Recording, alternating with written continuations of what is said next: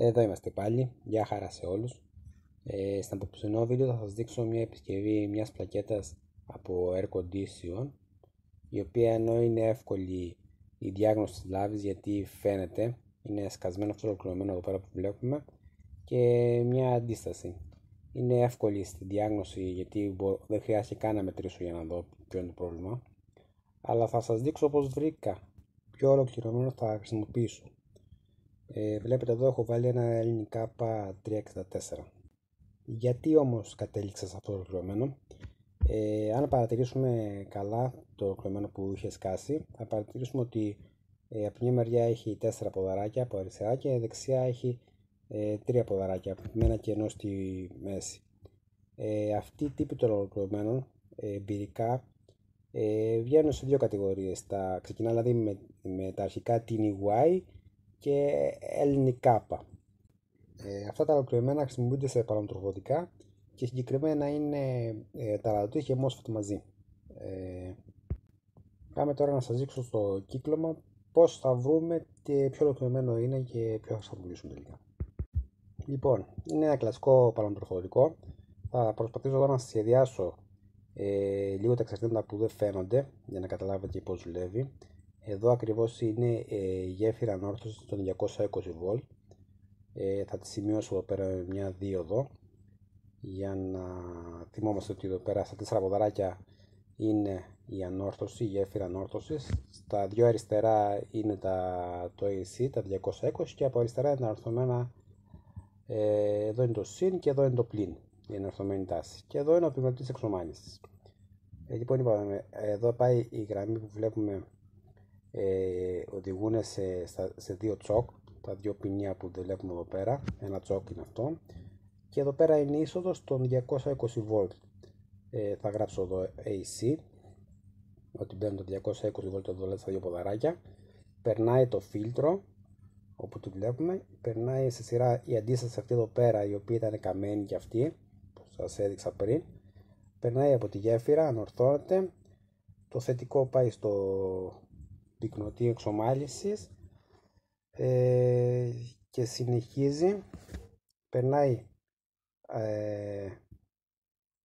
έτσι η γραμμή, περνάει, εδώ είναι ο μετασχηματιστής, περνάει από το μετασχηματιστή, το πρωτεύον του μετασχηματιστή, θα το σχεδιάσω εδώ πέρα, εδώ είμαστε, το πρωτεύον του μετασχηματιστή, και πάει στο 5 ποδαράκι του ολοκληρωμένου, και μετά βλέπουμε στο 7 και 8 φεύγει και πάει στο πλήν πάλι του πυκνοτή. Οπότε καταλαβαίνουμε ότι στο 5, 7 και 8 είναι το MOSFET. Για να δούμε τι άλλο παρατηρούμε τώρα εδώ πέρα. Κάτσε να το ζουμάρουμε λίγο την εικόνα, να δείτε ότι εδώ πέρα βλέπουμε ότι το 7 και 8, 1 και 2 είναι όλα μαζί βραχυκλωμένα. Οπότε είναι εδώ το MOSFET μου. Το ένα ποδαράκι του MOSFET είναι εδώ, στο 1, 2, 7, 8, και στο 5 είναι το άλλο ποδαράκι του MOSFET. Και στο 3, 4, από ό,τι βλέπω εδώ πέρα, πάει το coupler για να πάρει το feedback από την έξοδο του μετασχηματιστή. Εδώ είναι ο μετασχηματιστής, το πρωτεύον από πάνω, και από κάτω είναι η έξοδος του μετασχηματιστή. Οπότε ανορθώνεται με το διοδάκι εδώ πέρα και δίνει feedback πίσω με το coupler. Οπότε, συνοψίζοντας, ψάχνουμε ένα ολοκληρωμένο το οποίο να είναι βραχυκλωμένα τα ποδαράκια του 1, 2, 7, 8. Στο 4 είπαμε, όχι, στο 5 να είναι το MOSFET, και στο 3, 4 να πηγαίνει το optocouplер.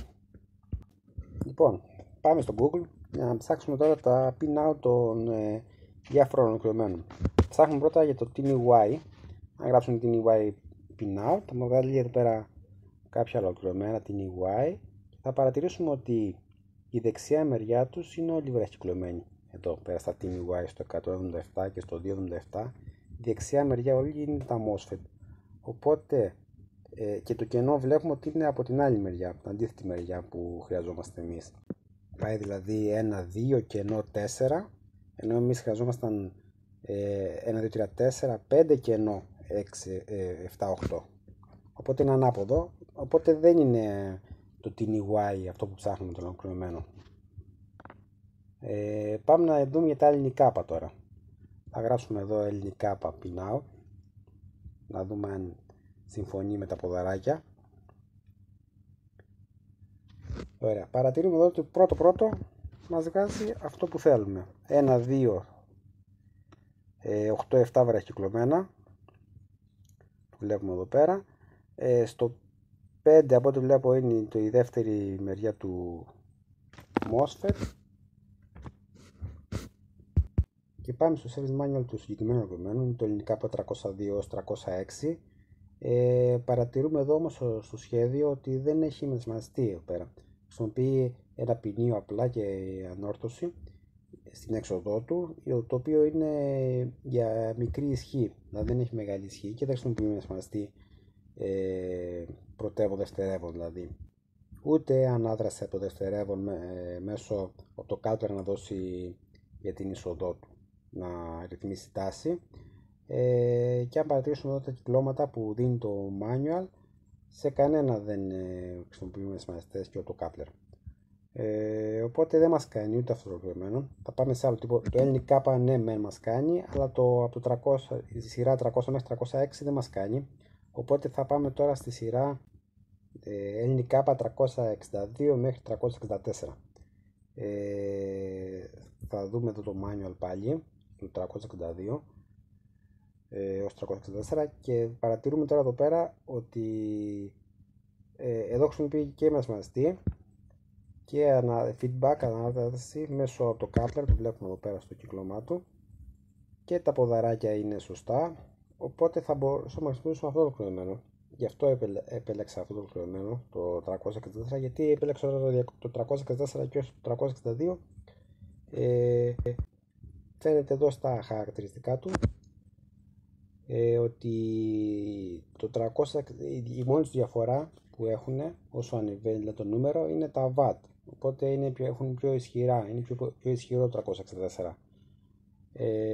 Οπότε θα χρησιμοποιήσω το 364 που θα αντέξει σίγουρα στα βάση ισχύ, που όσο και ισχύ και να θέλει. Βλέπουμε μέσα στο κύκλο εδώ πέρα τώρα ότι είναι ακριβώς το ίδιο με αυτό που αντιγράψαμε από την πλακέτα, με την ανόρθωση, το ολοκληρωμένο εδώ πέρα όπως φαίνεται, ίσως μετασχηματιστή και το feedback από το coupler.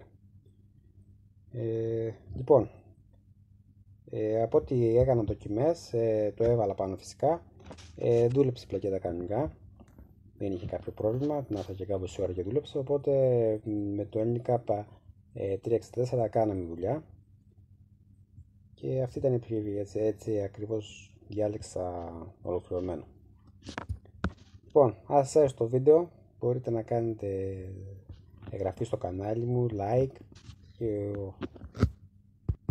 περιμένω τα σχόλιά σας. Σας ευχαριστώ πολύ. Γεια.